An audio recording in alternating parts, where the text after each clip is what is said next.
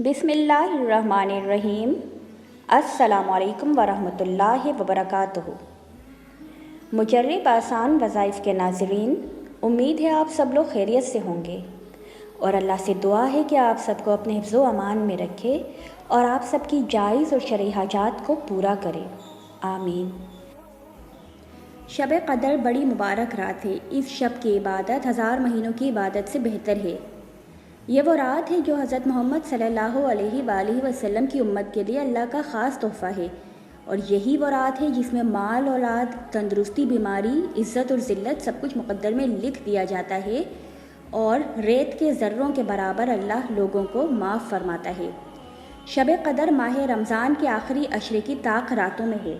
बेहतर ये है कि इन तमाम ताक़ रातों में ये अमाल कर लिए जाएँ, वरना 27 तारीख़ को तो ज़रूर किए जाएं ताकि अल्लाह की नेमतों में बरकत हासिल की जा सके। आज की वीडियो में एक ऐसी नमाज़ बताई जाएगी जो कि रसूल पाक सल्लल्लाहु अलैहि वसल्लम ने ख़ुद तालीम फरमाई है।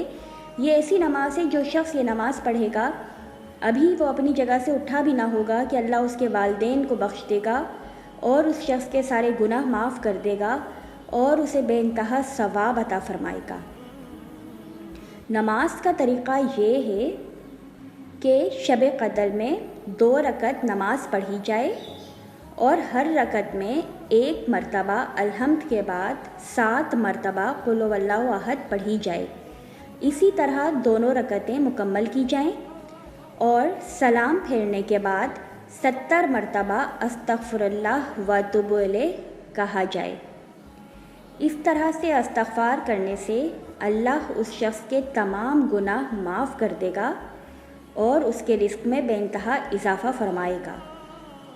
अल्लाह हमें शब क़दर के तमाम फ़यूज़ व बरक़ात से फ़ायदा उठाने की तौफ़ीक़ अता फ़रमाए, आमीन।